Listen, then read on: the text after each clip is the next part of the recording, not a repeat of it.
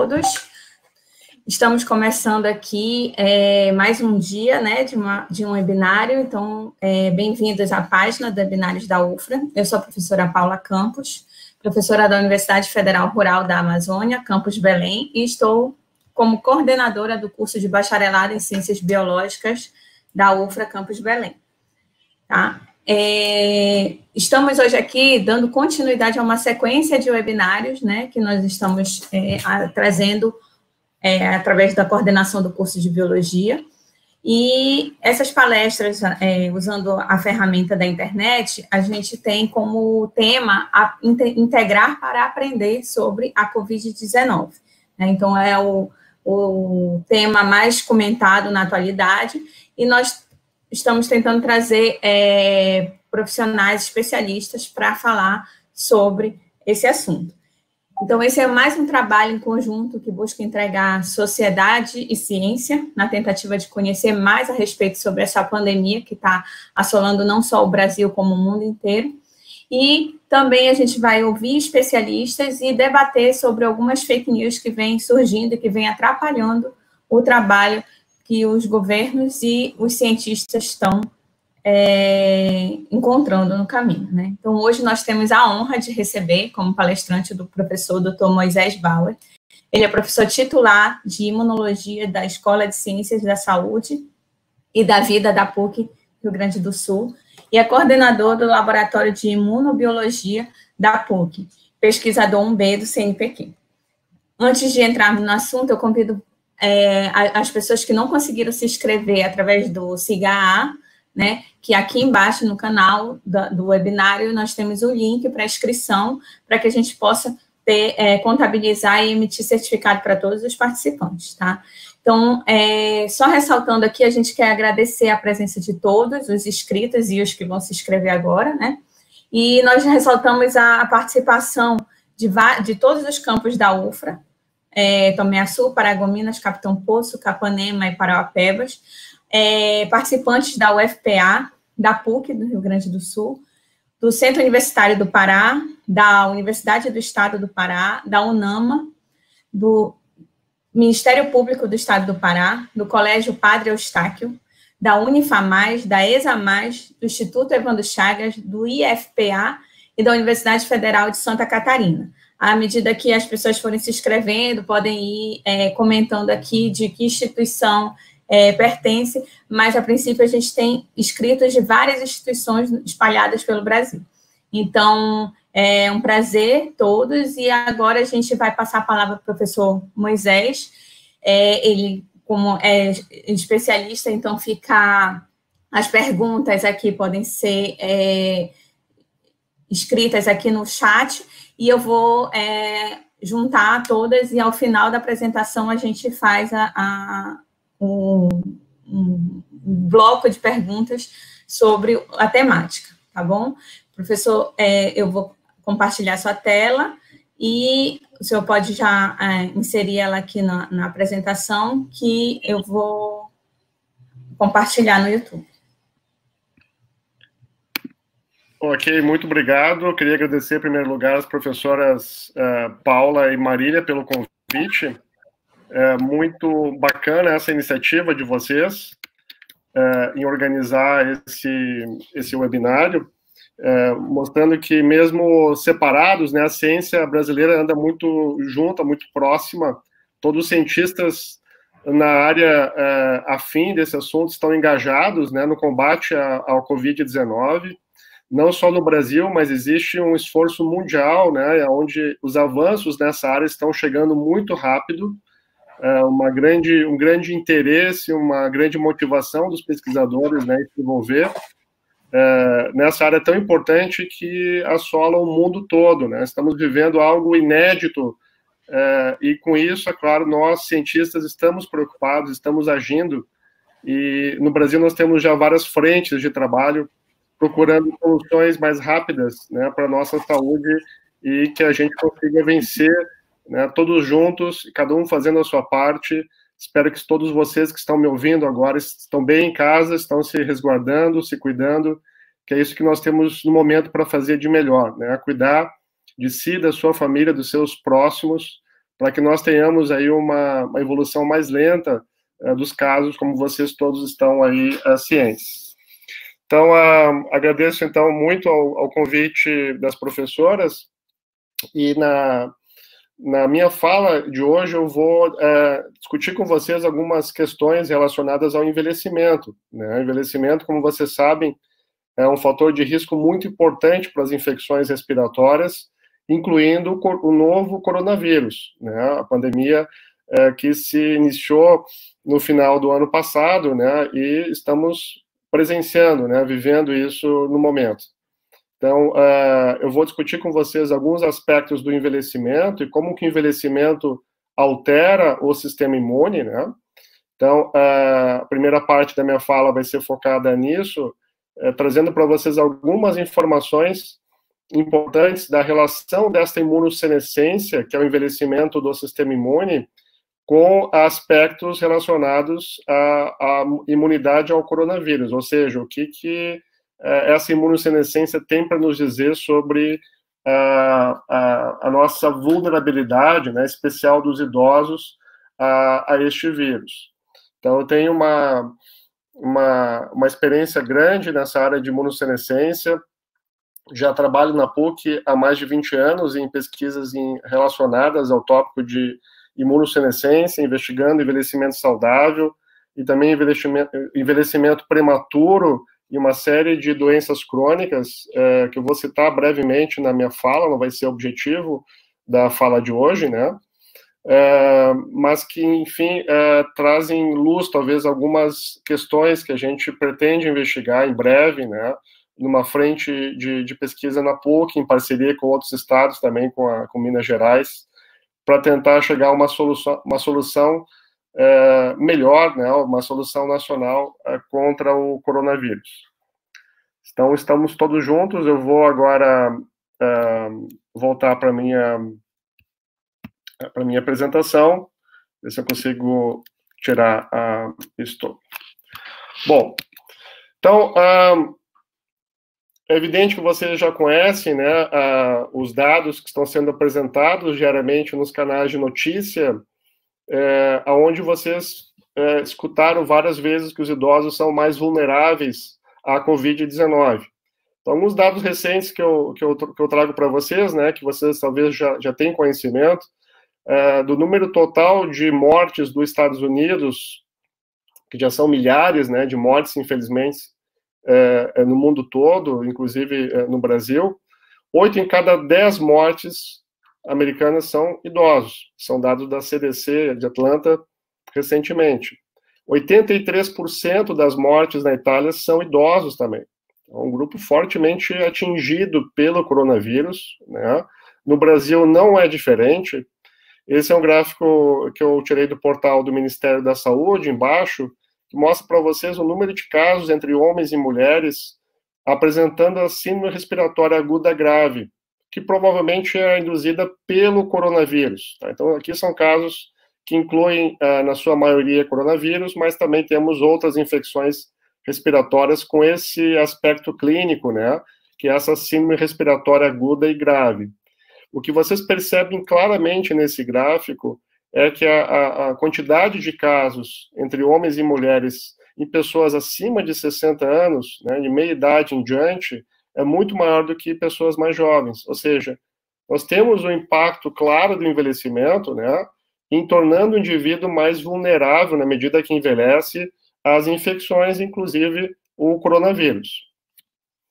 Nós temos outro ponto importante que se relaciona com o envelhecimento, são as comorbidades. Vocês também já ouviram falar nos meios de comunicação, né, que os portadores de comorbidades, idosos ou não idosos, são mais suscetíveis ao coronavírus. Isso é um fato.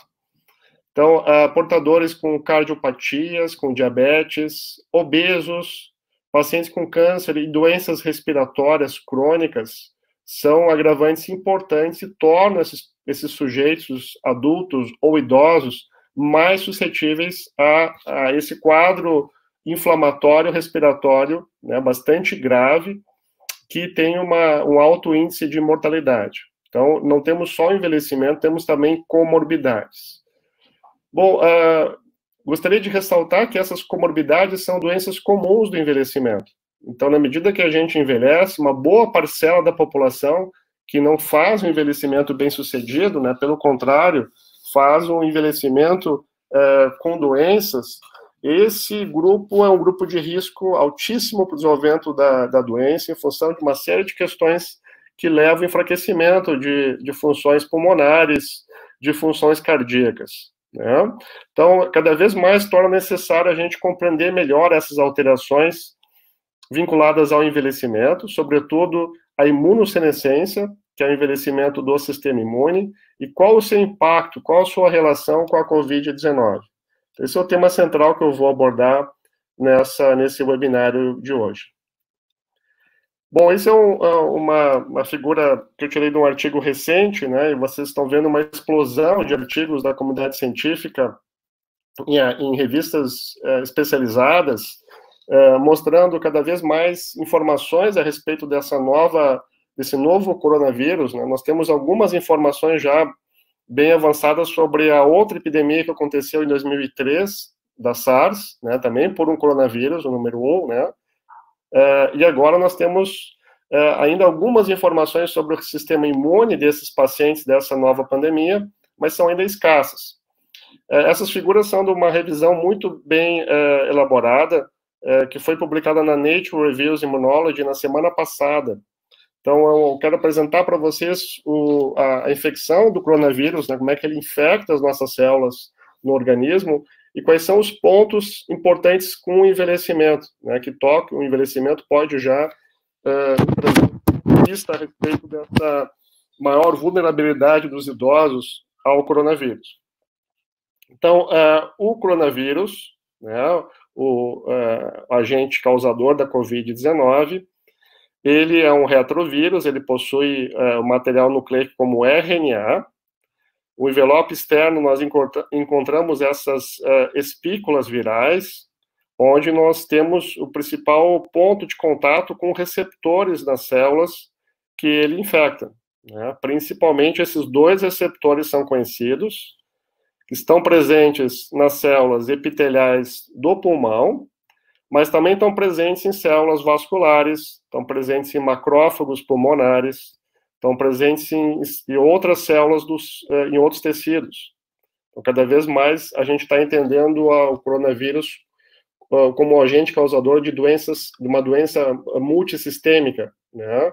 Não é simplesmente o pulmão que é afetado, vários tecidos são infectados com o coronavírus. Então, no caso do pulmão, o vírus ele pode entrar através desses dois receptores, o ACE, que é a enzima convertora, faz a conversão de angiotensina, né?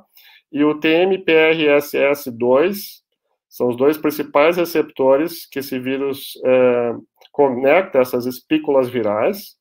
A partir de então, ele injeta esse material genético na célula que ele infecta, é uma célula epitelial do pulmão. Esse processo todo leva à montagem de novas partículas virais, e nesse processo de replicação do vírus, né, do brotamento de novas partículas virais, ele induz a piroptose. Piroptose é uma forma de morte celular programada, bastante deletéria, digamos assim, né, bastante ruim para o organismo, porque ela induz uma intensa resposta inflamatória. O próprio processo de matar as células epiteliais do pulmão leva a um processo inflamatório muito importante. Então, não é uma morte silenciosa, a piroptose, né? Pelo contrário, é uma morte que gera uma resposta inflamatória, né? Bastante forte, bastante evidente. Então, aqui eu gostaria de ressaltar 2 pontos de encaixe com o tópico de imunossenescência do envelhecimento. O primeiro ponto é a presença desse principal receptor, o ACE2, que está presente nessas células, mas, como eu disse, também está presente em células cardíacas, está presente em células do sistema imune e outras células do corpo também. Por isso que o vírus leva a uma infecção também extrapulmonar, né? Então, qual é o ponto de encaixe com o envelhecimento aqui? Alguns estudos mostraram que pacientes hipertensos, idosos ou não, é claro que a hipertensão é uma situação clínica que aparece com maior frequência na medida que a gente envelhece, né? O uso de certos tipos de antihipertensivos acaba levando a um aumento da expressão dessa enzima, o que poderia levar a uma maior entrada do vírus nas células. No entanto, outros estudos mostraram que não existe relação de maior mortalidade entre pessoas que são hipertensas e pessoas que têm uma pressão normal. Então, ainda acho que tem que ter mais estudos nessa área para mostrar uma relação real, né, dessa questão de uso de inibidores de ECA, por exemplo, como agentes antihipertensivos, né, modulando a expressão dos receptores. Essa questão não está clara, mas houve alguns relatos mostrando essa possível relação, né, o que por só poderia levar aos indivíduos hipertensos uma maior vulnerabilidade a esta infecção. Então, essa é uma questão que está aberta ainda, né? Como eu disse, tem estudos apontando que não existe relação com a mortalidade. Outro ponto muito importante, que é um ponto central da minha fala, é essa resposta inflamatória induzida pela piroptose, pela morte das células epiteliais infectadas. Então, quando essas células morrem, elas secretam uma série de produtos que são pequenas proteínas conhecidas no sistema imune por citocinas. Uma delas é a interleucina 1, mas também temos interleucina 6, quimiocinas, que são outras proteínas que recrutam para o pulmão células inflamatórias. Então, que no primeiro sentido, né, na primeira resposta, teria uma grande utilidade, porque vão trazer células de defesa para o pulmão, como os macrófagos, os linfócitos T, os monócitos, que vão tentar fazer uma resposta antiviral mais rápida. Então, esse é o intuito de induzir essa inflamação intensa, porém, se for controlada, ela vai levar a um recurso de células do sistema imune, né, muito melhor utilizado no local da infecção, que é o pulmão.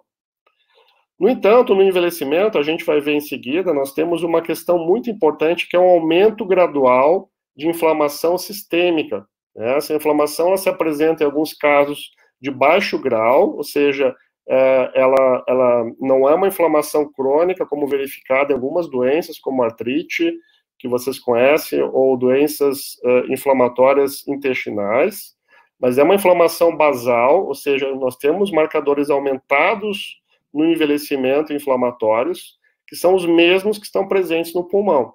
Então, um ponto importante é que esse inflammaging, que eu vou apresentar em seguida, né, essa inflamação que aparece com o envelhecimento, ela pode dar um gatilho extra aos idosos, já que já partem de um limiar de inflamação mais alto, induzindo uma inflamação a mais no pulmão, a gente certamente agrava mais essa resposta inflamatória que vem caracterizar essa síndrome respiratória aguda, certo? Então, esse é um ponto importante que eu vou discutir na minha apresentação, né?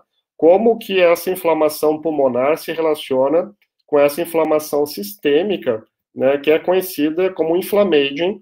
Na medida que a gente envelhece, a gente vai ganhando mais inflamação sistêmica. Eu já vou apresentar isso em seguida. Bom, numa resposta imune saudável ao vírus, a gente vai perceber uma série de respostas celulares e moleculares impedindo a entrada do vírus. Por exemplo, após 14 dias aproximadamente, grande parte dos casos, a gente verifica uma produção de anticorpos, IgG, por exemplo, que neutraliza a entrada do vírus, ou seja, se liga no vírus, impede a ligação desse com as células, e assim a gente vai curando a infecção, né? São esses anticorpos que são tipados nos testes rápidos da Covid-19, verificando a presença de IgM e IgG, né, positiva ao coronavírus. Então, em torno de 14 dias, em média, nós temos já um bom título, uma concentração no soro boa de anticorpos que neutralizam esse vírus, impedindo a entrada, logo, impedindo a infecção viral. Nós temos também macrófagos alveolares que fagocitam, que comem partículas virais, esses vão aumentando ao longo da infecção no pulmão e vão retirando por fagocitose esses vírus, né, cobertos com anticorpos, né, especificamente, e assim eliminando a infecção também por vias de fagocitose que essas células exercem. Então, macrófagos alveolares, né, do alvéolo pulmonar, tem essa importante função nas infecções virais também. Com isso, nós temos o impedimento da entrada do vírus, né, e com isso, impedimos a infecção. Nós temos também dois tipos de linfócitos muito importantes às infecções, né, que migram para o pulmão, eles saem do sangue periférico e entram na circulação pulmonar, né, em contato com as células infectadas. Eu gostaria de ressaltar essas duas células. Primeiro, a célula CD8, que é uma célula com atividade citotóxica. O que é isso? É uma célula que reconhece as células infectadas, ela tem receptores capazes de identificar as células infectadas, secreta uma série de produtos que acaba levando à morte também. Então, antes de entrar em epiroptose, né, induzida pelo vírus, nós temos também uma resposta citotóxica, que é mediada por células TCD8. Essas células são muito importantes em qualquer infecção viral, né? Chegam no tecido que está infectado e matam uma grande quantidade de células infectadas. Para essas células CD8 funcionarem adequadamente, nós temos que ter também as células CD4, ou células T auxiliares, migrando em direção ao tecido, né, ativadas, plenamente ativadas, produzindo citocinas que estimulam as células CD8 e também estimulam macrófagos e demais células do sistema imune que estão no pulmão. Com isso, através da resposta de anticorpos, que a gente conhece na imunologia por resposta humoral, e também por uma atividade celular mediada por células da nossa imunidade adaptativa, né, os linfócitos TCD4 e TCD8, especificamente TCD8, né, matando células infectadas, a gente vai eliminando as infecções virais. Isso não vale apenas para o coronavírus atual, mas vale para qualquer infecção viral. Nós temos essa ação, né, conjunta de células e proteínas de defesa que acabam eliminando as infecções virais nos tecidos que o vírus infecta. Então, numa resposta imune saudável, né, indivíduos assintomáticos da Covid-19 ou indivíduos em casos leves da doença, com sinais moderados da doença, nós temos essa resposta imune saudável, né, onde essa inflamação controlada, esse é um ponto importante, né, ela vai acontecer no pulmão do paciente, mas ela não vai ser exacerbada, ela não vai ser demasiada, né? Então, nós temos alguns pontos importantes aqui do envelhecimento, né? A imunossenescência afeta todos esses 4 pontos que eu levantei para vocês desse slide. A imunossenescência diminui a função de macrófagos e células que fazem a fagocitose, a gente vai ver isso em seguida. A imunossenescência, né, envelhecimento do sistema imune, diminui ao longo do envelhecimento a nossa capacidade de produzir anticorpos contra vírus novos. Os idosos têm um prejuízo muito grande nessa capacidade de produção de anticorpos contra vírus novos. O envelhecimento, né, a imunossenescência tem um impacto extremamente importante nos linfócitos T, diminuindo várias funções nessas células TCD4 e TCD8, tornando essas células mais fracas no combate às infecções virais. Em seguida eu mostro alguns detalhes para vocês sobre isso. Então, sim, nós temos várias evidências da imunossenescência que nos levam a pensar que os idosos são um grupo de risco, de fato, ao coronavírus, por terem uma série de prejuízos específicos e bem conhecidos nas principais vias de ataque e de combate às infecções virais. Bom, isso são respostas imunes que eu falei, saudáveis, que qualquer pessoa imunocompetente, né, que tem o seu sistema imune saudável, faz frente às infecções virais, e neste caso, frente ao coronavírus, né? O que acontece agora quando essas respostas imunes não são mais saudáveis? Quando nós temos respostas imunes disfuncionais. Isso acontece quando, gente? Isso acontece em idosos, uma grande prevalência de idosos, e também acontece em adultos portadores de multicomorbidades, né, ou de comorbidades comuns do envelhecimento, que eu já falei, que são as doenças cardiovasculares, a diabetes, principalmente, né, são duas doenças que levam um risco maior ainda para o sujeito adulto ou idoso em desenvolver essas respostas imunes disfuncionais. Então, basicamente, o que nós vemos nos estudos clínicos, né, dessa epidemia da Covid-19 e também na epidemia de 2003 com outro coronavírus, é que esse vírus nesses sujeitos idosos com uma maior prevalência, mas também pacientes mais jovens, né, de meia idade, que têm essas doenças crônicas, é essa resposta exacerbada inflamatória no pulmão. Isso é que leva a essa síndrome respiratória aguda grave, né, que tem um grande grau de letalidade em adultos e idosos, né, que têm essas comorbidades em especial importância. Então, essa resposta inflamatória, que antes era benéfica, que trazia células inflamatórias para o pulmão, ela passa a ser agora uma resposta inflamatória descontrolada, excessiva, com um grande acúmulo de células imunológicas, produzindo uma grande quantidade de citocinas inflamatórias ou pró-inflamatórias, e isso leva a uma situação clínica conhecida como tempestade das citocinas. Então, uma grande quantidade de citocinas inflamatórias produzidas no ambiente pulmonar leva a um quadro inflamatório pulmonar extremamente grave, onde o paciente precisa ser entubado, precisa ter uma respiração extracorpórea, né, com ventiladores, e, portanto, tem um grande prejuízo da função pulmonar, e não só da função pulmonar, gostaria de ressaltar, o coronavírus, ele produz uma doença multissistêmica, né, onde miocardite vai ser percebida também nesses pacientes, porque o vírus também infecta, induz inflamação no tecido cardíaco. Né? Então, essa tempestade de citocinas, ela não só é ruim para o pulmão no paciente, contribuindo para o quadro de pneumonia, né, que vocês estão vendo que esses pacientes graves apresentam, mas também contribui muitas vezes ao choque, né, séptico, nesse caso, induzindo pela essa grande resposta inflamatória também sistêmica.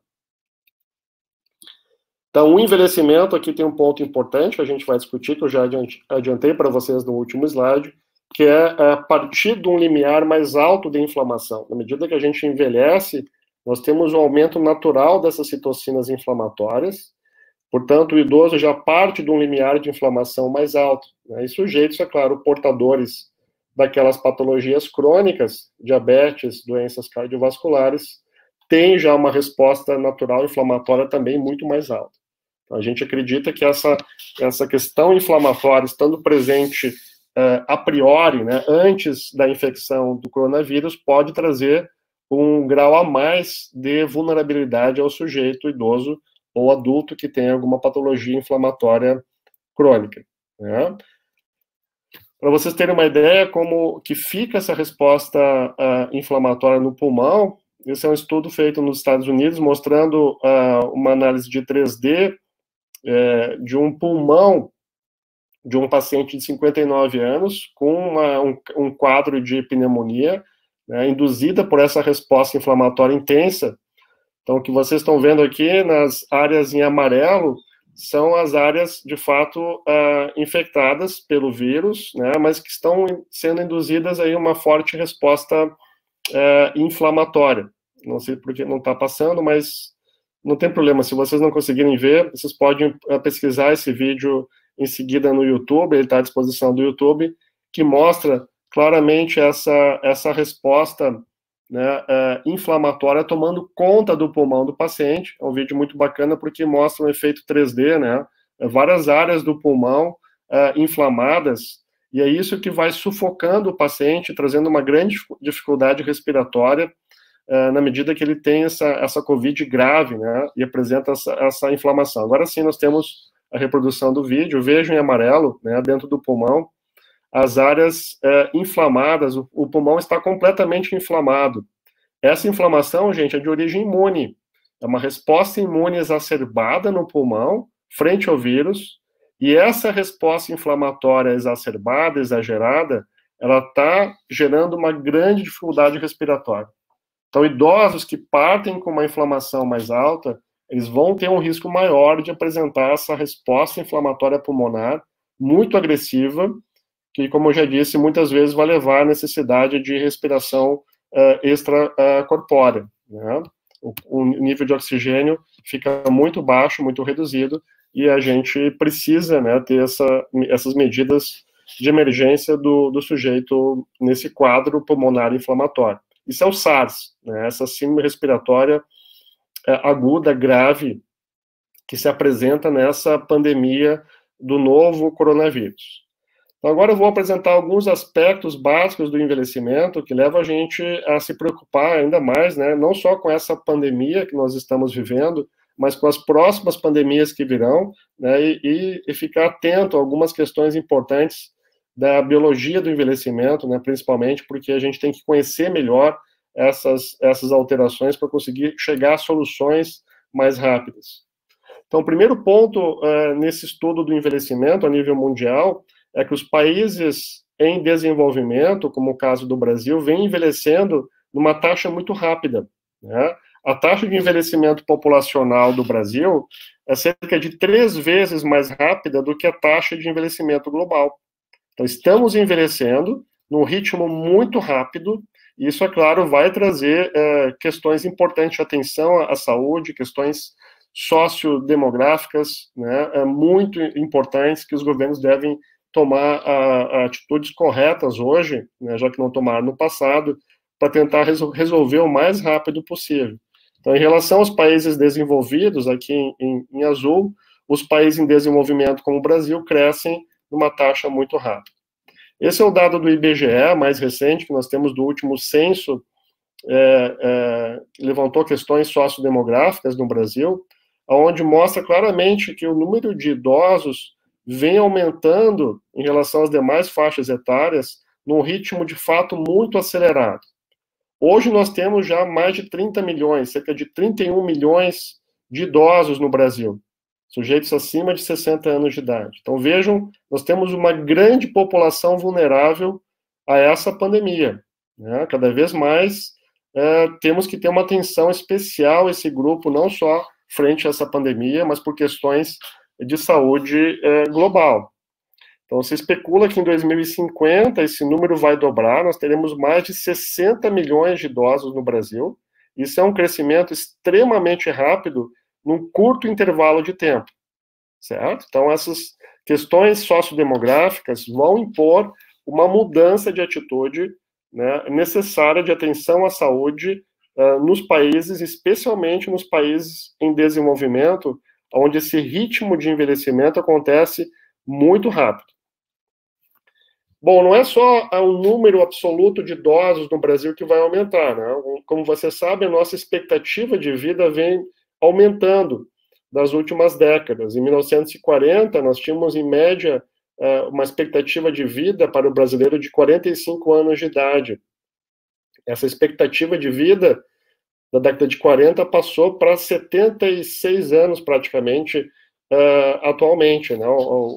Dependendo da faixa etária, da região geográfica do país, já ultrapassou, né, essa expectativa de vida de 76, 77 anos de idade. Então, a expectativa de vida do brasileiro vem aumentando, também com o avanço, né, da medicina, com acesso melhor às condições sanitárias em muitas regiões do Brasil. Eu sei que ainda nós temos problemas graves a serem resolvidos, né, em várias regiões do nosso país, infelizmente, mas esse avanço nas condições sanitárias, da menor taxa de natalidade, nas melhores condições de saúde, levaram a um grande aumento de idosos no Brasil e uma melhoria, né, um aumento na expectativa de vida. Mas daí eu faço um contratempo, né, um contraponto importante, que é a expectativa maior de vida hoje não necessariamente está associada com um envelhecimento mais saudável, já que possivelmente grande parte desses idosos estão vivendo mais anos doentes, né? Porque, claro, esse envelhecimento muitas vezes não se dá de forma adequada, por uma série de questões que a gente não vai ter tempo de discutir, questões de estilo de vida, de alimentação, questões precárias de saúde também, e doenças crônicas do envelhecimento vão aparecendo. Então, não necessariamente esse aumento de expectativa de vida quer dizer mais anos, na verdade, vivendo mais doente, né? Então, com isso a gente consegue antecipar caminhos de envelhecimento, trajetórias de envelhecimento. Claro que todo mundo almeja, que está escutando a minha fala de hoje, um envelhecimento bem sucedido, né? Esse é o objetivo pessoal, deve ser o objetivo pessoal de cada um de vocês. Onde nós temos não só uma vontade de envelhecer mais, né? Mas envelhecer mais sem doenças, ou seja, levando para o aparecimento de alguma doença do envelhecimento lá no finalzinho dos nossos últimos anos de vida. No entanto, a gente tem uma série de pessoas que envelhecem mais rápido. A taxa de envelhecimento não é igual entre as pessoas. Algumas pessoas envelhecem mais rápido, a gente vê isso na face, né, na pele das pessoas, mas, é claro, a gente percebe internamente alterações celulares, moleculares, que levam ao entendimento de um envelhecimento prematuro ou mais acelerado. Nessas pessoas, é claro que vão morrer mais cedo, tem uma mortalidade maior do que o grupo que tem envelhecimento bem-sucedido, né? O envelhecimento bem-sucedido, a gente poderia citar aqui os indivíduos centenários, os indivíduos longevos, né, que têm condições de saúde melhor preservadas, estão sendo estudadas no Brasil e fora, né, esses indivíduos, para tentar entender o porquê, né, o que eles têm de questões aí que agregam o envelhecimento bem-sucedido do ponto de vista psicológico, social, biológico também. E nós entendemos, já estudamos, em particular no meu laboratório, já modelos de sujeitos adultos que apresentam várias características de envelhecimento prematuro e apresentam doenças, né, do envelhecimento, que deveriam aparecer só em idosos, mas apresentam essas doenças muitas vezes precocemente. Então, a imunossenescência tem um ponto crucial, né, no entendimento dessas duas trajetórias de envelhecimento, o envelhecimento bem-sucedido ou envelhecimento prematuro, e com isso a gente consegue ter pistas melhores para criar possíveis intervenções, algumas já existem, tentando barrar esse envelhecimento, né, rápido, né. Eu não vou ter tempo de discutir com vocês hoje essas intervenções, mas já temos intervenções em andamento. Uma delas eu coloquei nessa figura, que é o exercício físico aeróbico regular, já se demonstrou ter um impacto importante em reduzir essa taxa de envelhecimento do sistema imune, e não também só do sistema imune, mas também do sistema nervoso, músculo esquelético e assim por diante. Então, eu vou apresentar para vocês agora algumas alterações observadas nos principais aspectos da nossa imunidade, a imunidade inata e adaptativa no envelhecimento, né? Nós temos uma série de alterações que hoje são conhecidas como alterações que se reestruturam, né, no envelhecimento. Antigamente a gente achava que a imunossenescência era simplesmente alterações negativas do sistema imune, né, que nós tínhamos apenas dados ruins, ou seja, essa imunidade mais fraca do idoso comprometia as infecções, logo envelhecer é muito ruim. Não é verdade, né? Nós temos uma série de alterações imunes, inclusive, que aumentam quando a gente envelhece.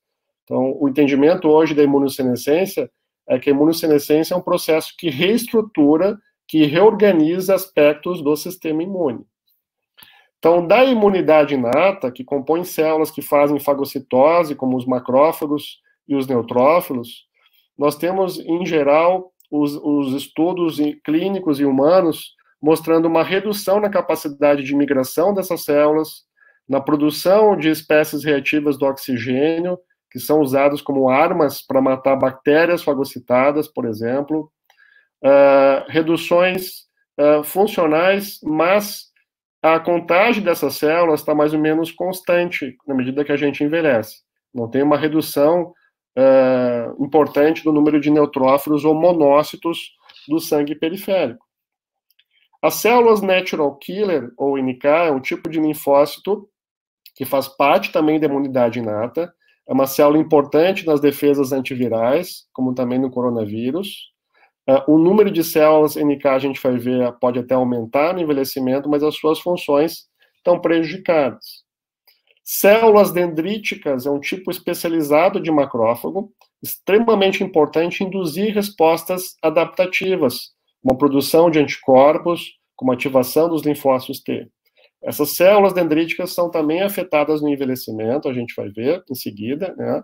Impactam não só aspectos da imunidade inata, mas também aspectos importantes da imunidade adaptativa. Um ponto crucial da imunidade inata é o processo de inflammaging, né, que é essa elevação gradual de marcadores pró-inflamatórios, citocinas pró-inflamatórias no sangue, como o TNF-alfa e L1 e L6 aumentam, a proteína C reativa, o PCR, aumenta também na medida que a gente envelhece no sangue, e esse aumento gradual dessas proteínas inflamatórias vai inflamando a gente sistemicamente e gerando doenças. Isso foi chamado por um grupo da de inflammaging, a gente vai discutir bastante em seguida esse aspecto. Do braço da imunidade adaptativa, o que toca a imunossenescência, gostaria de ressaltar 3 pontos principais. Um deles está associado à nossa fraca resposta a produzir anticorpos quando a gente envelhece para antígenos novos, como, por exemplo, esse coronavírus, no qual ninguém tem imunidade protetora a esse novo vírus, logo, nós temos um alto grau de infectividade, né, adoecimento, em função de não ter ninguém fazendo resposta prévia, né, humoral, produção de anticorpos a esse vírus. Então, a produção de anticorpos cai com o envelhecimento, especialmente a produção de anticorpos contra antígenos novos, né, vírus novos que se apresentam anualmente, né, como as pandemias também de influenza, que nós sabemos que a resposta humoral dos idosos, né, contra esses vírus é bem reduzida em relação à produção de anticorpos dos jovens adultos. O segundo ponto afeta as células que produzem esses anticorpos, que são os linfócitos B, ou células B. Essas células diminuem com o envelhecimento, alteram o seu fenótipo, né, quando a gente envelhece, e por ter essa capacidade diminuída, elas produzem também menos anticorpos. E para produzir anticorpos, essas células precisam ter uma conversa muito importante com linfócitos T, CD4, né, especificamente, e também células dendríticas. Então, se essa conversa não acontecer, nós temos um prejuízo na produção de anticorpo. Então, o que acontece também no envelhecimento, na imunossenescência, que a gente vai ver, é um aumento de células de memória, em detrimento a uma diminuição de células T naive, que são células virgens ou novas, que não encontraram com antígenos ainda. Então, esses aspectos a gente vai discutir em seguida. Então, vejamos primeiro esses aspectos da imunidade inata. Então, defeitos nas células da imunidade inata, né, vão impactar diretamente a nossa capacidade em fazer respostas antivirais, como, por exemplo, uma resposta adequada ao novo coronavírus. Então, que células inatas têm talvez um papel importante, né, mais central, em coordenar respostas contra esse novo vírus? Então, para vocês entenderem um pouco, eu trouxe esse cartoon da Nature, também publicado na semana passada, mostrando para vocês o modo de infecção, que eu já apresentei para vocês, né, o vírus entrando através do receptor ACE2, expresso em células epiteliais no pulmão, mas também em outras células. E nós temos no pulmão células dendríticas que estão presentes normalmente, capturando infecções virais, como o coronavírus, e processando esse material viral no seu interior, e conseguindo ativar células T, linfócitos B, nos linfonodos drenantes, né, nos nódulos linfóides drenantes mais próximos ao pulmão. Então, defeitos nessa célula dendrítica, que é a primeira célula que captura o vírus e apresenta ativa aos linfócitos, vão certamente impactar a capacidade dos linfócitos conseguirem matar as células infectadas e, por consequência, também vão impactar a capacidade das células B, que dependem dessas células dendríticas e das células T, para conseguirem produzir anticorpos corretamente, certo? Então, o que nós temos aí de informações na área de imunossenescência? Então, muitas informações são obtidas em modelos experimentais, né, em roedores, por exemplo. Esses são 2 exemplos de pesquisas com animais mais velhos, Então, aqui nós temos uma pesquisa com influenza, no modelo de Balbicê, que é um camundongo branquinho, bonitinho. Aqui nós temos um camundongo de 2 meses de idade, mostrando o baço dele. Esse camundongo foi imunizado com influenza, com o vírus da influenza, certo?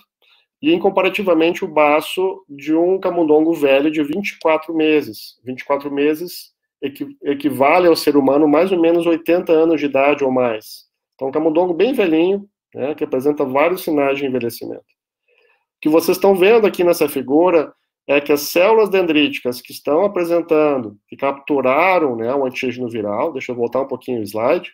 Então, são células dendríticas, né, que foram no pulmão do camundongo infectado, pegaram o vírus, no caso da influenza, capturaram o vírus e levaram ao baço, certo? Então, o que vocês estão vendo aqui é que a migração num camundongo jovem dessas células dendríticas do pulmão para o baço é muito boa, muito forte, num camundongo de 2 meses de idade. No entanto, no camundongo de 24 meses, nós temos poucas células dendríticas migrando ao baço. Né? Aqui uma outra marcação dessas células dendríticas, mostrando que tem um número muito reduzido de células dendríticas, né, que carregam o agente infeccioso ao baço.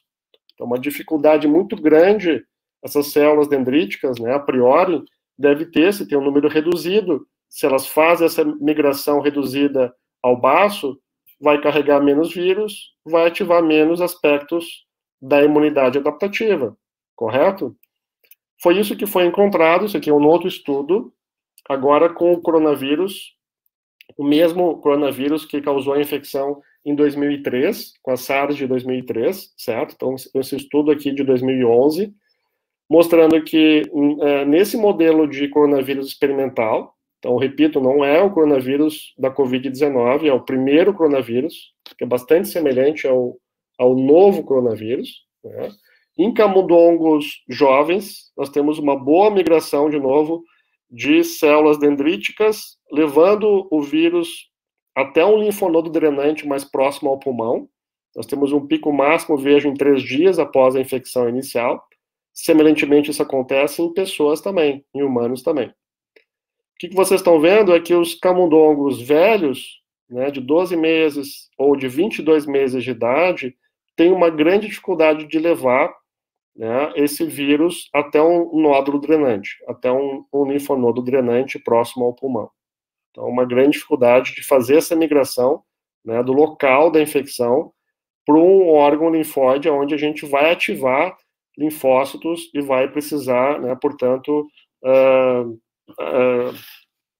ativar corretamente para manter uma resposta adaptativa melhor, né, importante ao vírus.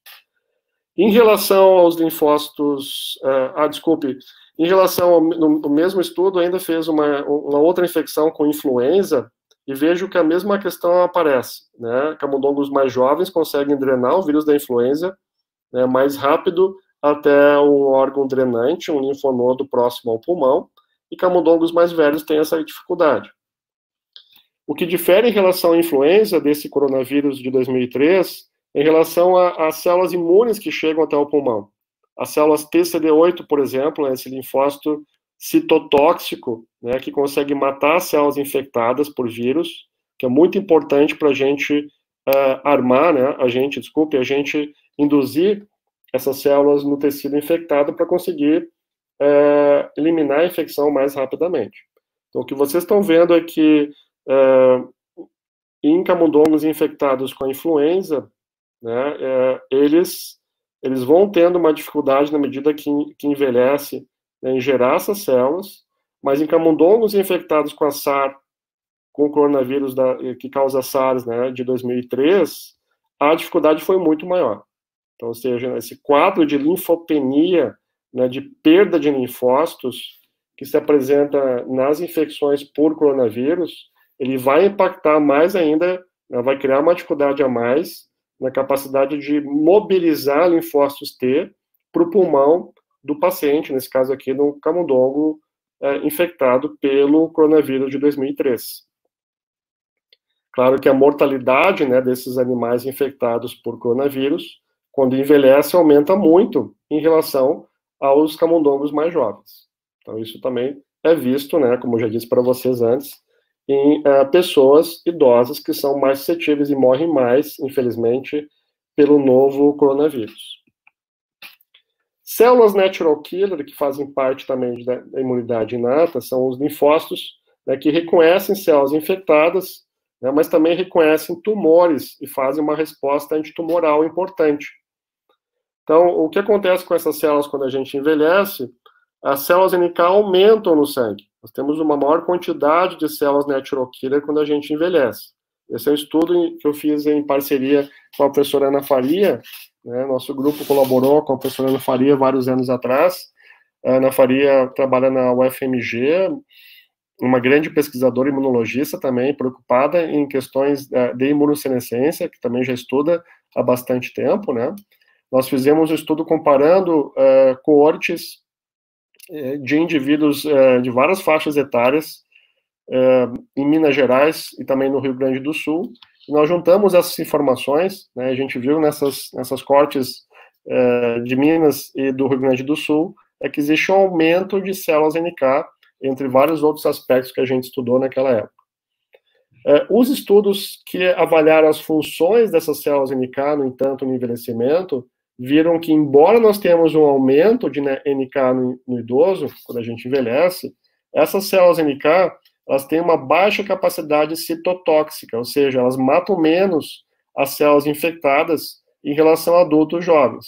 Então, a capacidade lítica, né, de matar uma célula tumoral ou infectada diminui na medida que a gente envelhece.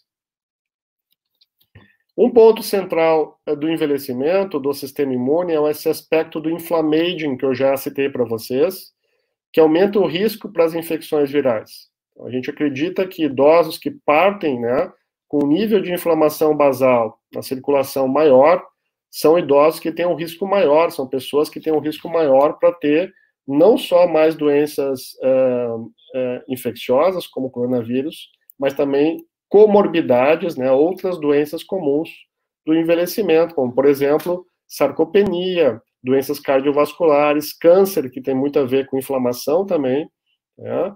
Enfim, uma série de doenças que vão levar a uma trajetória de envelhecimento mal sucedido, né, que eu comentei com vocês. Esse envelhecimento que a gente quer evitar, a gente pode evitar com uma série de questões atreladas, por exemplo, o nosso estilo de vida, né? E a inflamação controlada, onde esse inflammaging também está presente, por exemplo, em indivíduos centenários, mas nesses indivíduos essa inflamação ela é bem controlada. Nós temos mecanismos de resiliência que fazem essa inflamação não levar a essas doenças em indivíduos que têm uma trajetória de envelhecimento bem sucedido, certo? Então, essa inflamação que aumenta com o processo de envelhecimento, que é chamada de inflammaging, ela está, sim, associada a multimorbidades comuns do envelhecimento, portanto, ela é a base, né, para o entendimento dessas doenças. Bloqueando a inflamação, a gente tem uma correção bem importante de todas essas doenças comuns do envelhecimento, tem uma série de estudos que mostraram isso, mas se a gente conseguir ter uma inflamação mais controlada, a gente consegue ter menos comorbidades e uma melhor qualidade de vida. Então, qual é a origem dessa inflamação? Essa inflammaging, na medida que a gente envelhece, vai ganhando essa inflamação sistêmica por uma série de questões intrínsecas do envelhecimento, por exemplo, o envelhecimento celular, né? Pessoas jovens, até adultos, têm uma baixa proporção de células senescentes nos tecidos, células que atingiram, né, a senescência, ou seja, que estão velhas e devem ser repostas em cada tecido. Indivíduos idosos, essa proporção de células senescentes em qualquer tecido chega a ser 20%. Então, a senescência celular pode ser uma fonte do inflammaging, como a gente vai ver em seguida, a senescência celular leva à inflamação também, né? Nós temos aspectos metabólicos ligados à inflamação, o músculo, a gordura nos adipócitos, nós temos entre os adipócitos uma série de células inflamatórias, né? Então o acúmulo de gordura, o sedentarismo vai levando também o risco para ter doenças ligadas à inflamação crônica, né, ou seja, porque diretamente eles produzem mais citocinas inflamatórias, e aspectos do sistema imune que a gente vai ver também estão ligados diretamente a esse aumento de inflamação sistêmica. Então, o próprio processo de envelhecimento celular, né, a senescência celular, junto com aspectos metabólicos, e também nós sabemos hoje que a composição da microbiota afeta, né, esse aumento de marcadores inflamatórios. Isso leva a um quadro de inflamação multissistêmica, onde nós temos o aparecimento de várias doenças comuns do envelhecimento, que são causadas, né, por esse excesso de inflamação, portanto, bloqueando a inflamação, né, evitando a inflamação crônica, deve ser uma estratégia central para o envelhecimento saudável, deve ser um dos objetivos principais de vocês que estão me assistindo hoje, para tentar chegar a uma trajetória de envelhecimento bem-sucedido.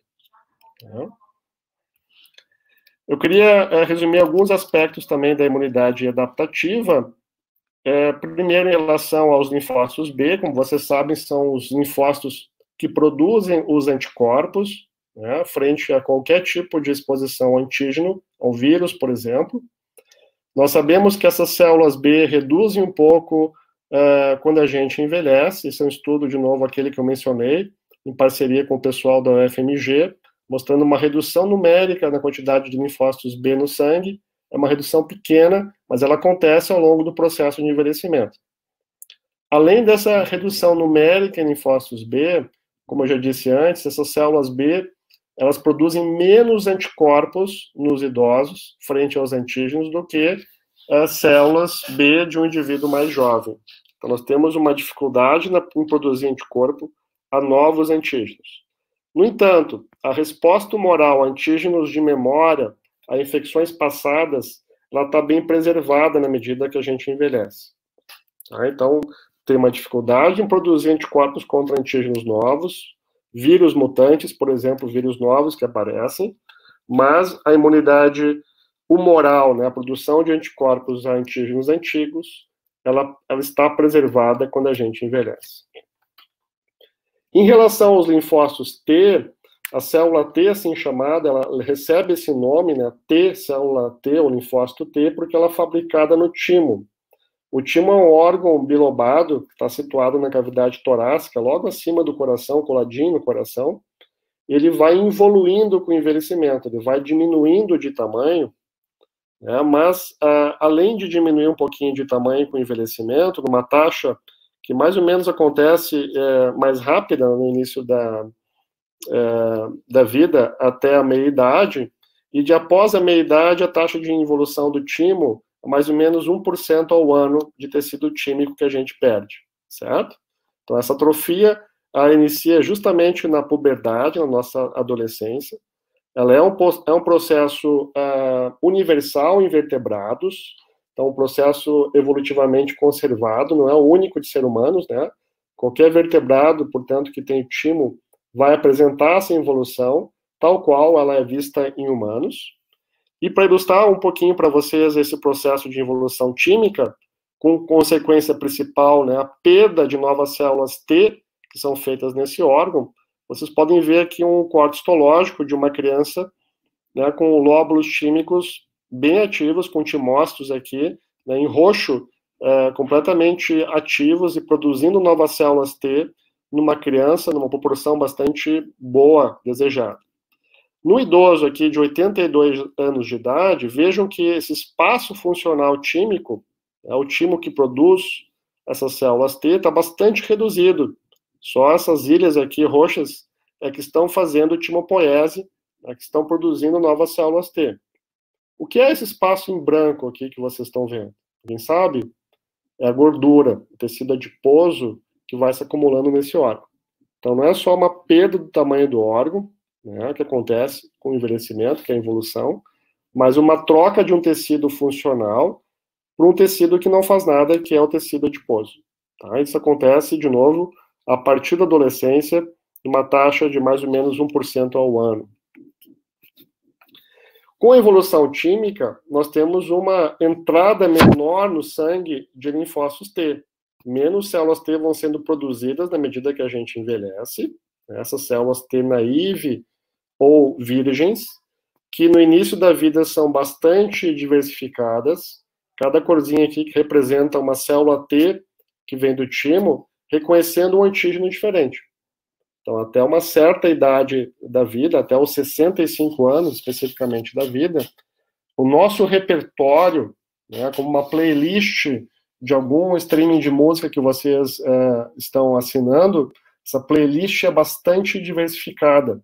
Nós temos uma grande variedade de clones ou de células T diferentes, cada qual podendo reconhecer um antígeno diferente. Vejam que essa diversidade ela diminui ao passar dos anos, e após 65 anos de idade, a gente perde muito essa variabilidade de células T. Esse é um ponto importante que impacta a maneira dos idosos em reconhecer infecções virais. Se tem menos células diversificadas, vai ter menos reconhecimento também de novos vírus. Um contraponto que acontece com a imunossenescência em relação a essa perda gradual de células T, porque o timo vai evoluindo, e por consequência nós temos uma perda gradual do repertório, essa playlist, né, que eu fiz uma comparação de clones de linfócitos T, nós temos um acúmulo de células T de memória. É claro, o idoso tem mais memória, né, tem mais experiência de vida. Essa memória é tão rica, a gente pode aprender muito com os nossos idosos queridos. Ela também é vista de uma maneira bastante diversificada, bastante rica, nos linfócitos T de memória. Porque cada indivíduo, ao longo do seu processo único de envelhecimento, vai adquirindo mais exposições, com mais patógenos, vai sendo mais imunizado naturalmente, e vai enriquecendo, vai aumentando essa quantidade de linfócitos de memória que estão protegendo o indivíduo quando envelhece, essas infecções mais comuns aonde ele vive, infecções mais prevalentes, né, nas regiões aonde o indivíduo específico está vivendo. Então, por um lado da balança, perdemos células T novas, porque o timo envelhece, em contrapartida, né, para equilibrar um pouquinho essa balança, nós aumentamos as células T de memória. Isso faz com que nós tenhamos um número mais ou menos constante de linfócitos T quando a gente envelhece. Perdemos a entrada, né, de células T porque o timo envelhece, mas aumentamos a proliferação desse pool, né, desse conjunto de células de memória. Então, essa memória de células T, ela vai, à medida que a gente vai envelhecendo, ela vai de fato aumentando e diminui, né, essa entrada de células T virgens que eu falei para vocês, que dificulta, né, a lida com novas infecções, como, por exemplo, o coronavírus. Então, tem mais células de memória e menos células naive, faz com que nós tenhamos, no idoso, né, um outro ponto que torna ele suscetível às infecções virais, como esta do coronavírus da Covid-19. Um outro ponto importante é que os idosos também acumulam mais células T senescentes, que eu já vou explicar para vocês. Então, além de ter mais células de memória, tem mais células T senescentes e mais células T exaustas ou exauridas. O nome já diz tudo, né? São linfócitos T que não podem ser mais ativados, que também tem uma grande dificuldade em lidar com infecções e demais antígenos pelas quais elas reagem, né? Ou seja, o aumento de células senescentes e o aumento de células exauridas eleva também a chance, torna o idoso mais vulnerável também às infecções. Esse é um dado recente, né, com pacientes da Covid-19. Nós temos ainda poucos estudos do sistema imune na Covid-19. Esse é um desses poucos estudos. Lembrem que nós temos apenas 4 meses, né, de pandemia com Covid-19. Então, esse é um estudo que mostrou que em pacientes da Covid-19, especialmente os pacientes com a Covid severa, tem menos células T multifuncionais. O que são as células T multifuncionais? São as células T que produzem, né, várias citocinas, por exemplo. Então, pacientes, em relação aos indivíduos, né, saudáveis, H aqui de healthy, em inglês quer dizer saudável, os pacientes com a Covid moderada ou severa, S de severa, né, ou grave, tem menos células T multifuncionais em relação ao grupo controle. Então, esse é um ponto. Menos células T ativadas, menos capacidade, lembrem de lidar também com infecções, porque as células TCD4 são aquelas células, lembrem, que conversam com as células dendríticas, que produzem citocinas necessárias para educar as células B a produzir anticorpos corretamente. O mesmo estudo mostrou que pacientes com COVID, em especial pacientes com COVID moderada ou severa, têm mais células T exaustas ou exauridas. Justamente as células T, aquelas CD8, né, aquelas células T que fazem resposta antiviral, que reconhecem as células infectadas pelo vírus, agora sim pelo coronavírus, né? Essas células TCD8 são mais fracas, são mais exaustas, né? E essa exaustão a mais na COVID-19 pode gerar pistas de por que a gente não consegue lidar tão bem com essa infecção, e alguns indivíduos, é claro, que são suscetíveis ou mais vulneráveis. Nós temos, de fato, uma expansão, né, de subtipos senescentes no envelhecimento. Estou me referenciando de novo a esse estudo que eu fiz em parceria com a professora Ana Faria, do UFMG, onde nós vimos um aumento ao longo do envelhecimento das células TCD4 e TCD8 senescentes. Elas aumentam na medida que a gente envelhece, esse aumento é importante no envelhecimento, e acaba impactando a imunidade frente às infecções, porque essas células T senescentes, que não têm estes marcadores de membrana, que são receptores coestimulatórios muito importantes, ou seja, se essa célula senescente ela perde esses receptores, ela não consegue ser mais ativada por vírus ou por qualquer outro tipo de antígeno, e essas células senescentes são metabolicamente ativas, tem telômeros, né, que são as pontinhas dos cromossomos, já vou entrar nesse aspecto, mais encurtados, e produzem uma grande quantidade de proteínas pró-inflamatórias. As citocinas aqui pró-inflamatórias são produzidas nessas células T senescentes em grande quantidade. Ou seja, ter mais células senescentes no idoso, do tipo CD28 negativo, né, que estou me referindo, impacta também a maneira de lidar com infecções, porque são células que, além de não reconhecer o vírus, né, de ter uma grande dificuldade de serem ativadas, elas vão criar um meio ainda mais inflamado, elas vão potencializar essa inflamação no pulmão, que é tão grave, né, essa síndrome respiratória aguda, é tão grave no idoso, como também, eu repito, em sujeitos adultos que tenham comorbidades, como diabetes e doenças cardiovasculares. Então, esse é um estudo também original do nosso grupo, já feito há vários anos atrás, onde nós estudamos a imunidade de idosos extremamente saudáveis, idosos que não têm hipertensão, não têm nenhum tipo de doença comum do envelhecimento, idosos que têm uma atividade nutricional muito bem equilibrada, mas a gente viu alguns aspectos associados ao estresse nessa população de idosos, quando comparados com o grupo de jovens, né, adultos jovens entre 20 a 40 anos de idade, e vimos também defeitos intrínsecos da imunossenescência nesse grupo de super vovôs e vovós. Então, a gente triou mais ou menos aproximadamente 1.000 idosos em Porto Alegre. Desses 1.000 idosos, a gente conseguiu separar 10% aproximadamente, menos de 10%, de idosos que eram extremamente saudáveis, certo? Justamente porque a gente não queria ter nenhuma doença atrapalhando a leitura desses dados imunológicos. O que vocês estão vendo nesse slide?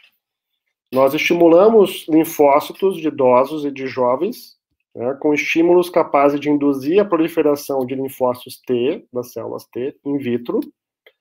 Então, ao longo de 3 dias de cultivo in vitro no laboratório, vocês estão vendo que as células de um jovem de 21 anos de idade, que para ilustrar esse estudo, fazem uma proliferação vigorosa, com grumos de proliferação bem fortes, bem grandes, multicamadas, uma célula se empilhando em cima da outra, né, e poucas células no meio aqui em volta senescentes.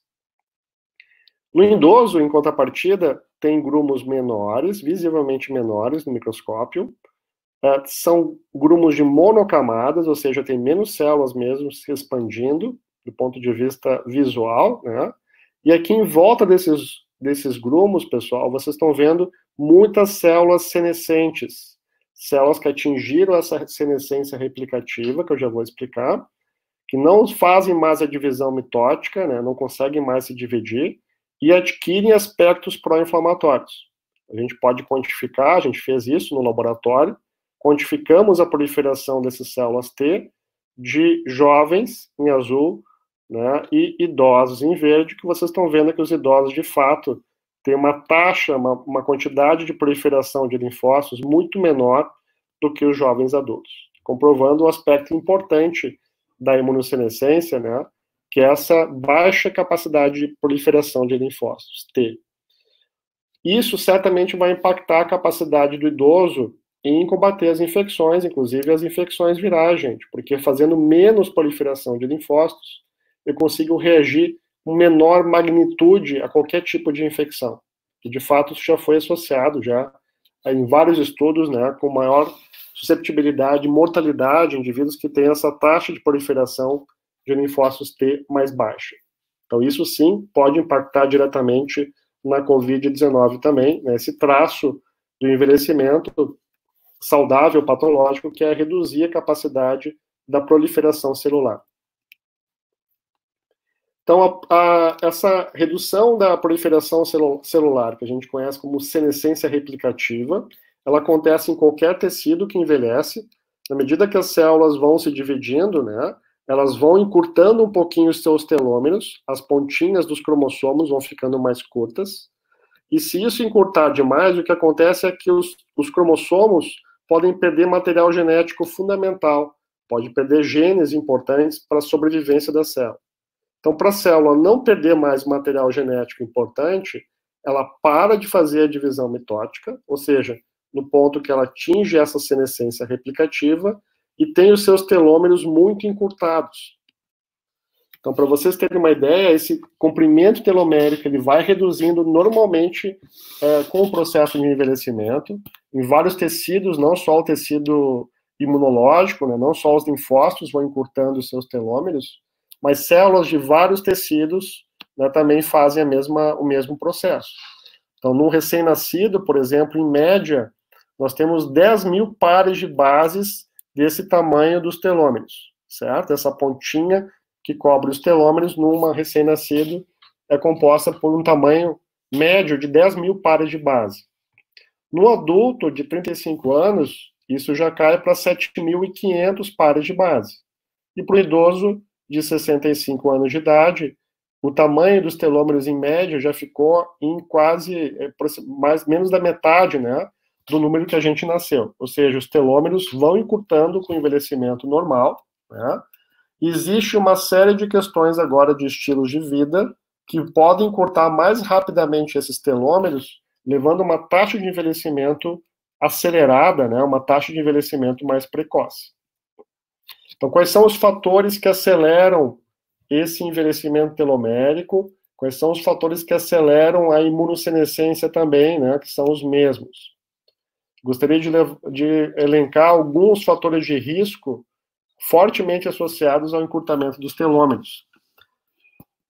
E vocês podem receber mais, entender mais essas informações nesse livro maravilhoso, que foi publicado pela Elizabeth Blackburn, da Califórnia, que foi a Prêmio Nobel de Medicina, que descobriu a telomerase, que é a enzima que repõe o tamanho dos telômeros, né, em alguns tipos celulares, junto com a Elisa Apple, que ajudou a escrever esse livro, que mostra de maneira bastante clara, né, as questões de estilo de vida fortemente ligadas tanto ao encurtamento telomérico, como também algumas dicas importantes para a gente conseguir ter uma trajetória de vida mais preservada, né, com menos encurtamento dos telômeros. Então, o que leva, né, ao longo da vida, que a gente pode fazer de ruim, que pode encurtar mais esses telômeros e levar a um processo de envelhecimento mais rápido? Estresse emocional, depressão clínica, pensamentos negativos, ansiedade, traumas na infância, traumas psicológicos, outros traumas importantes físicos, de abuso físico e emocional, né, estão fortemente associados para o resto da vida com o processo de envelhecimento mais rápido. Insônia, sedentarismo, tem uma série de estudos mostrando a relação disso com envelhecimento mais rápido. Ganho de gordura, especialmente na região abdominal, leva aos sujeitos obesos a uma taxa de envelhecimento mais rápido. Minha colega Florência Barbetuana, da PUC, tem uma série de estudos muito importantes mostrando a relação da obesidade, né, com o envelhecimento mais rápido. Pacientes que têm resistência à insulina ou diabetes têm um processo de envelhecimento, de encurtamento telomérico, né, mais rápido. Beber em excesso, inflamação crônica, que é um ponto da minha fala importante, leva a encurtamento mais rápido telomérico. Excesso de açúcar, né, de ingesta de açúcar, ou de ingesta de carne vermelha, que além de encurtar mais rápido os telômeros, também leva a um quadro pró-inflamatório. Carne vermelha em excesso inflama mais, porque tem as gorduras saturadas, né, também estão presentes na carne vermelha em maior concentração, que também levam à inflamação e ao encurtamento telomérico. Pão branco em excesso, refrigerantes, bebidas doces são também outras questões nutricionais que podem também elevar ao encurtamento telomérico global. Ou seja, uma série de questões importantes, né, ligadas à nossa alimentação, ao nosso estilo de vida, ao estresse, que estão fortemente ligados ao encurtamento dos telômeros. Com isso, nós temos também, em função dessas trajetórias de envelhecimento diferenciadas, nós temos um processo de envelhecimento prematuro, né, em algumas situações onde a gente observa a inflamação crônica, como na artrite reumatoide. A gente tem uma série de estudos do meu grupo de pesquisa mostrando a artrite como modelo de imunossenescência prematura, né. Pacientes que têm câncer também são outro modelo também estudado, câncer de mama no nosso grupo, mostrando o envelhecimento prematuro do sistema imune. Obesidade, também nós estudamos uma série de estudos, pacientes com depressão maior e transtorno bipolar, que são dois transtornos do humor bastante comum, e os dois estão associados com o envelhecimento precoce. Nós temos ainda infecções virais crônicas, como o HIV e o citomegalovírus, levando a uma taxa de envelhecimento do sistema imune mais rápido. Ou seja, esses sujeitos que têm essas doenças, né, de envelhecimento prematuro, ou essas situações de envelhecimento prematuro, certamente vão ser pessoas mais suscetíveis ao coronavírus, né, por ter uma taxa de imunossenescência mais acelerada. Então, trouxe um exemplo para vocês. Eu estou indo para o final já da minha apresentação, né? Eu trouxe um exemplo para vocês de um estudo, já há mais de 20 anos, feito nos Estados Unidos, apontando pacientes com artrite reumatoide, nessa doença autoimune de cunho inflamatório, que atinge principalmente as articulações, né, do sujeito com artrite, mostrando que esses pacientes eles têm uma taxa de envelhecimento bastante acelerada. Primeira evidência que eles levantaram é o tamanho do timo, né, que é bastante evoluído no paciente com artrite. Na medida que ele envelhece, ele vai evoluindo ainda, um pouquinho mais, e os controles evoluem de uma forma bastante diferente, né? Na mesma faixa etária, pessoas saudáveis têm um tamanho tímico sempre maior em relação aos pacientes com artrite. Ou seja, a capacidade tímica na artrite reumatoide está bastante diminuída, e isso é um traço importante de um envelhecimento mais acelerado. Outra questão em relação ao tamanho dos telômeros, que tem uns telômeros mais curtos, né, em linfócitos de pacientes com artrite reumatoide, né, ao longo da vida em relação ao grupo de controles saudáveis. Então, outro ponto, né, que aponta a artrite reumatoide como modelo de imunossenescência prematura. Vocês podem ter acesso aos meus artigos também do nosso grupo, apontando, né, outras características da imunossenescência e também de aspectos cognitivos associados à artrite reumatoide e também ao transtorno bipolar, né, mostrando que essas doenças são também modelos de envelhecimento precoce. Quem quiser saber um pouquinho mais sobre a imunossenescência, eu organizei no ano passado esse livro chamado Imunossenescência, que vocês podem adquirir, por exemplo, pelo portal da Amazon, onde ilustra de maneira bastante didática, né, eu convidei uma série de especialistas do Brasil inteiro que participam com capítulos descrevendo, né, esses aspectos básicos da imunossenescência, ou de imunossenescência prematura e acelerada, e discutindo algumas intervenções capazes de atenuar esse processo de imunossenescência, né? Então, eu recomendo vocês adquirirem, quem tiver interesse em saber um pouquinho mais sobre a imunossenescência, né? Não é caro esse livro, e vocês podem adquirir no portal da Amazon. É o único livro nacional que nós temos, aliás, no idioma português, né, que trata desse assunto, um pouquinho mais, de maneira um pouquinho mais aprofundada. Então, concluindo a minha fala de hoje, eu acho que me estendi um pouquinho, peço desculpas às professoras aí que estão organizando esse espaço. Como que a imunossenescência, né, que é o ponto de partida dessa minha fala, aumenta o risco, né, em idosos para a Covid-19? Eu trago alguns pontos que eu acho que são principais, e alguns desses vão ser estudados em mais detalhes com o meu grupo de pesquisas na PUC, em Porto Alegre também, no resto do país, em breve, né, numa frente que nós estamos atuando para entender um pouquinho mais essa importante relação do envelhecimento na Covid-19. Um dos pontos principais, eu acredito que essa inflamação basal, esse inflammaging, se relaciona diretamente não só com uma questão inflamatória pulmonar, né, que é a síndrome respiratória aguda grave, que eleva o risco, especialmente em idosos, mas também essa inflamação basal, essa inflammaging, está fortemente associada com o aparecimento de multimorbidades, como diabetes, doenças cardiovasculares, que por si só também aumentam o risco dessa questão inflamatória pulmonar, né, dessa pneumonia de origem inflamatória, que é tão importante, né, em pacientes com a COVID grave.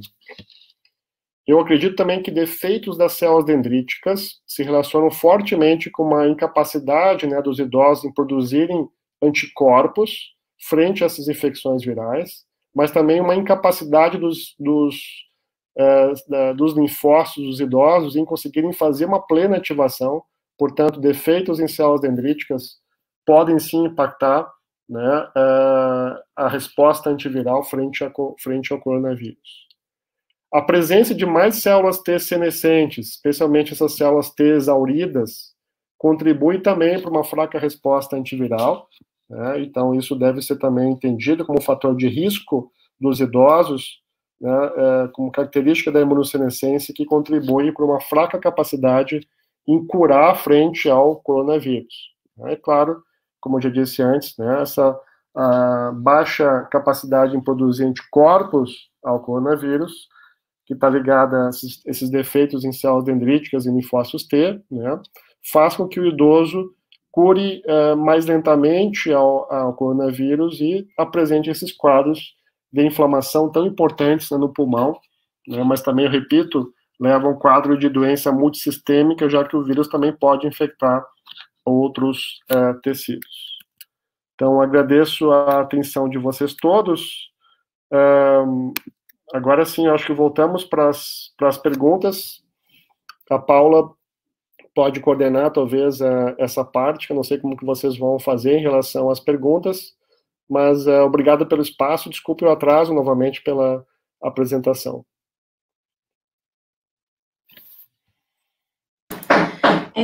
Professor, muito obrigada. Realmente a palestra foi sensacional, independente de ter ultrapassado um pouquinho o tempo, mas eu acho que foi super válido por tudo que acrescentou, né, de conhecimento. Eu solicitei que as pessoas mandassem perguntas aqui no chat, e aí até agora ainda não apareceu, mas eu tenho duas perguntas, na verdade, minha, que eu queria fazer por aqui mesmo, pelo áudio, né? Então, quando a gente ouve falar sobre essa doença na mídia, né, a gente ouve muito falar sobre a questão de ter contato uma segunda vez com o vírus, né? Se a pessoa adquirir anticorpos e se teria condições de desenvolver a doença um segundo contato. E aí, o senhor falou muito das células T exauridas, né? Isso. E aí a minha dúvida era essa, se essas células, elas teriam alguma restrição, né, nas pessoas mais idosas, quanto à produção de anticorpos para um segundo contato com o vírus, né, uma recontaminação, não sei se teria alguma coisa a ver com esses linfócitos T.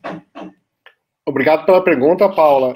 Certamente sim, tá? Eu acredito que tem uma relação não só na indução da primeira resposta, a resposta primária ao vírus, isso já é bem conhecido em outras infecções, né, como a influenza, por exemplo, a presença de células T exauridas, que são induzidas também na influenza, compromete essa resposta primária, né? Como nos idosos nós temos mais essas células T senescentes e exauridas, essa imunidade primária é comprometida.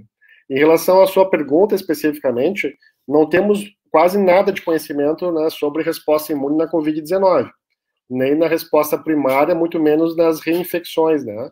Então, eu acredito, isso é uma aposta, de novo, que como nós temos um prejuízo na resposta primária ao vírus, infecções secundárias ou repetidas vão também estar comprometidas, especialmente em populações que têm mais essas células.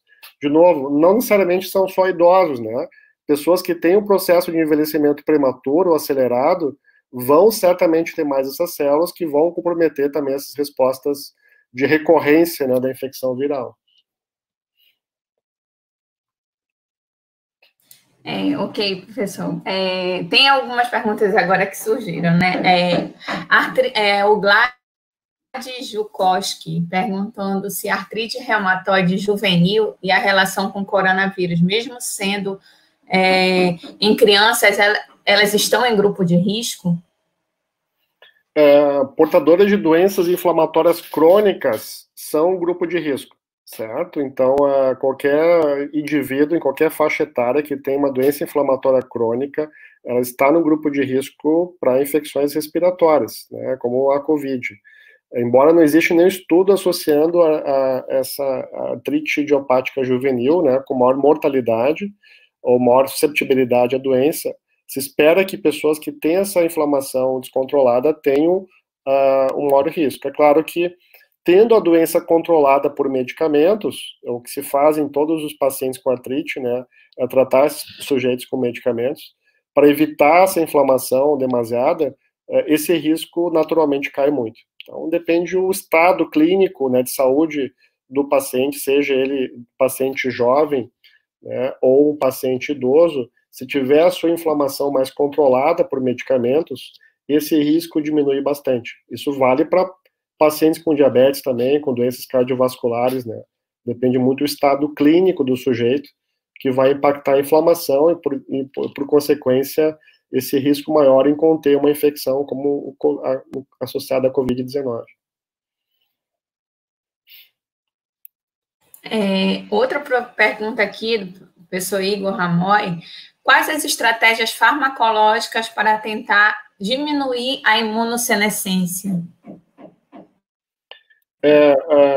Obrigado pela pergunta. Existem estratégias, de novo, não farmacológicas, que eu citei, por exemplo, o exercício, uma nutrição mais balanceada, uma dieta rica em antioxidantes, ou com mais ômega 3, com uma dieta mais rica em peixes e menos carne vermelha, está associada, né, a uma imunossenescência melhor, mais saudável, né, ou não tão acelerada. Tem uma série de estudos experimentais e alguns clínicos também bem avançados, mostrando que esses aspectos não farmacológicos surtem um efeito bem importante. Isso pode ser feito por qualquer um de nós, né? Ter uma vida mais saudável, com mais exercício aeróbico, né, e uma dieta mais balanceada, rica em peixes e menos carne vermelha, tem um benefício muito importante para a imunossenescência e para ter uma trajetória de envelhecimento bem sucedido. É claro que existem opções farmacológicas que estão sendo testadas. Uma delas são senolíticos. São medicamentos que removem células senescentes. Em modelos experimentais, esses senolíticos, removendo, né, essas células senescentes dos tecidos, trazem um ganho muito importante, aumentando muitas vezes a longevidade nos modelos experimentais em roedores e também mudando a qualidade de vida desses animais, ou seja, tendo menos doenças. Então, de novo, se a gente vai conseguir utilizar clinicamente esses senolíticos, isso é uma questão a ser ainda bastante discutida e estudada, né, já que existem funções, é claro, de a gente aumentar a senescência celular nos tecidos, né, eliminando completamente essa senescência, a gente pode ter um risco de ter mais neoplasias, de ter mais câncer. Então, isso tem que ser visto com moderação. Nós temos outros medicamentos, que foi a sua pergunta, né, a questão farmacológica, que interferem com a inflamação, medicamento prescrito para diabetes, a metformina, por exemplo, e que tem um efeito anti-inflamatório já bem conhecido, né, tem um impacto importante também atenuar a imunossenescência, e alguns estudos mostraram até um aumento maior de longevidade em animais tratados com metformina. O uso de imunossupressores, né, de novo, de forma controlada, né, como a rapamicina, tem um efeito bem conhecido em remover células senescentes e aumentar a longevidade de animais, só que a rapamicina é um imunossupressor, né, então tem que ser visto com bastante cautela, como que o imunossupressor, ao longo de uma vida, né, poderá envelhecer a gente mais devagar, só que, por outro lado, vai aumentar muito a chance de desenvolver câncer e de ter mais infecções virais, porque o indivíduo está imunossuprimido, obviamente, pela rapamicina. Então, sim, nós temos várias opções farmacológicas em andamento, que têm um efeito importante em atenuar a imunossenescência, e temos questões também muito mais simples de fazer, que são questões não farmacológicas. Eu repito, uma dieta mais equilibrada, né, mais balanceada, com menos carne vermelha, que é um ponto importante, uma reeducação de fazer entrar mais exercícios aeróbicos também no dia a dia, tem um grande benefício para a imunossenescência, né? Nós também fizemos um estudo com acupuntura, mostrando que a acupuntura em idosos é capaz de reverter alguns aspectos da imunossenescência, como, por exemplo, a proliferação de linfócitos. Então, isso foi visto, né, no estudo anterior do nosso grupo. Então, sim, temos esperança, né? Eu não tive tempo na minha fala, mas temos esperança com intervenções não farmacológicas e talvez até no futuro intervenções farmacológicas para a gente inibir um pouquinho essa taxa de envelhecimento.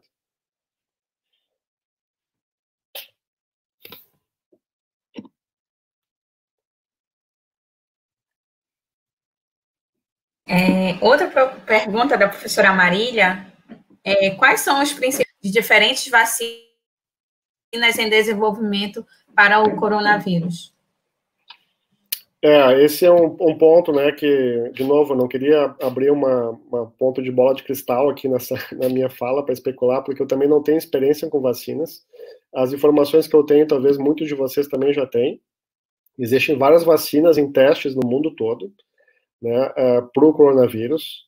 Eu sei que tem uma vacina já mais adiantada, que está sendo feita pela Universidade de Oxford, na Inglaterra, mas esse adiantamento se dá porque um grupo de pesquisas já vinha trabalhando com outro tipo de coronavírus, então conseguiu se adaptar muito rapidamente, produzir, né, e está sendo testada essa vacina agora em relação à sua segurança e eficácia. A questão toda é que esses testes dependem de milhares de pessoas que são incluídas nos estudos, né, e são testes randomizados, bem controlados, que requerem uma atenção especial e demora muito tempo e dinheiro e custam caro também, né. Então, a vacina talvez mais rápida que a gente possa ter, a expectativa deles de Oxford é estar pronta em julho do ano que vem. Então, esse semestre, o próximo semestre, infelizmente, nós não vamos ter nenhuma vacina, né, à disposição para o novo coronavírus. A Emanuele Rodrigues pergunta, surgiu uma informação de que a Covid-19 está afetando o sistema nervoso central e causando derrames às pessoas que só tiveram sintomas leves. Não encontrei algo comprovando, é verdade? É possível, tá? Obrigado pela pergunta. É possível porque, como eu disse, o coronavírus ele leva a uma infecção um quadro de doença multissistêmica, né? Cada vez mais os estudos estão mostrando isso, que o vírus não fica só no pulmão, ele infecta células vasculares, células do endotélio vascular também, portanto, pode estar associado com derrames, né, com efeitos vasculares por todo o nosso corpo, não só no cérebro, que foi apontado. Então, é possível, sim, né, que tenha esse efeito direto. Nós sabemos que danos cardíacos podem ser devidos à ação direta do vírus infectando o coração. Então, esses receptores virais que eu apresentei para vocês também estão presentes no tecido cardíaco, né? Daí o risco de utilizar medicamentos como hidroxicloroquina e cloroquina, que por si só já tem um risco de causar arritmias. Imagine um sujeito que tem coronavírus que já tem o seu coração já infectado. Então, deve ser levado muito em consideração esses estudos, de novo, a gente tem que dar uma grande atenção à ciência, de fato, né? Esquecer um pouquinho os meios de comunicação e esquecer um pouquinho as informações que a gente vem recebendo pelo WhatsApp e outras vias, e prestar mais atenção à ciência, porque a gente tem dados aí na literatura já apontando, né, que esse risco cardíaco deve ser considerado em sujeitos infectados por esse novo coronavírus. Mais duas perguntas, aí a gente finaliza. O Vinícius Costa pergunta que quem tem tendinite de forma crônica está no grupo de risco? Não, Vinícius, tá? Essas inflamações mais leves aí não impactam, não criam uma inflamação sistêmica, como eu falei, né? Então, essas tendinites e outras inflamações locais não impactam para a maior vulnerabilidade do sujeito a ter mais infecção viral ou especificamente a Covid-19, né? Pode ficar tranquilo. E a Ingrid Alana pergunta quais as dificuldades para realizar o diagnóstico do envelhecimento precoce dessas células, e na mesma pessoa pergunta se é possível a regeneração ou diminuição do efeito desses cromossomos. O efeito causado nos cromossomos. Entendi. É um encurtamento telomérico, né, que é a pergunta dela, né, acho que foi uma boa pergunta. De novo, eu não acho que a gente vai conseguir intervir rapidamente nessa área da Covid-19, né, removendo células senescentes. Eu acho que o entendimento de um sujeito ter mais células senescentes e esse sujeito, né, ter uma possibilidade de evoluir pior para a doença, isso sim pode ser, talvez, visto em vários laboratórios de pesquisa, né, no país, tem condições para avaliar essas células senescentes, não só o nosso laboratório, em várias regiões do país isso pode ser feito, né, avaliar o tamanho telomérico pode ser feito pela mesma metodologia que avalia a quantidade de coronavírus presente em secreções, por exemplo, né? Então, não é um método corriqueiro, porém está presente em vários laboratórios do país e pode ser, sim, utilizado como fator de prognóstico, ou seja, pessoas que têm já, né, infectadas, que chegam com sintomas leves ou moderados e tenham mais esses marcadores de senescência, eu acredito que isso pode ser útil para o prognóstico clínico. A gente vai investigar isso numa frente de pesquisa, né? Se a gente receber financiamento público, nós vamos investigar isso, essas possíveis relações, e isso vai ter um resultado positivo ao SUS, de tentar informar mais ao SUS quais são esses grupos de risco que têm um prognóstico pior para a Covid-19. Esse é um dos principais objetivos do estudo. Então, não acho que a gente vai conseguir intervir nessa área, infelizmente, né, removendo células senescentes com senolíticos, eu não acho que o caminho não é por aí, mas entendendo melhor os grupos de risco para a Covid-19, né, para um agravamento da doença, isso sim pode ser extremamente útil ao SUS, ao Ministério da Saúde. Né? Ok, professor, muito obrigado. Acho que as perguntas foram esclarecidas, o pessoal está agradecendo aqui. Eu queria mais uma vez lhe agradecer bastante, né, pela excelente contribuição. A palestra foi ótima e as dúvidas também foram bem abordadas. Muito obrigada pela participação. Mais uma vez, eu só queria destacar aqui quanto à participação de várias instituições. Nós tivemos a audiência, né, de várias instituições aqui, da UFRA, de todos os campos da UFRA, né, Tomiaçu, Paragominas, Capitão Poço, Capanema e Parauapebas, da UFPA, da PUC do Rio Grande do Sul, do Centro Universitário do Pará, da UEPA, da UNAMA, do Ministério Público do Estado do Pará, do Colégio Padre Eustáquio, da Unifamaz, da Examaz, do Instituto Evandro Chagas, a IFPA, Universidade Federal de Santa Catarina, e mais algumas pessoas que entraram aqui no chat, né, o pessoal que estava assistindo lá em Belo Horizonte, o diretor e a vice-diretora do Instituto Socioambiental de Recursos Hídricos da UFRA.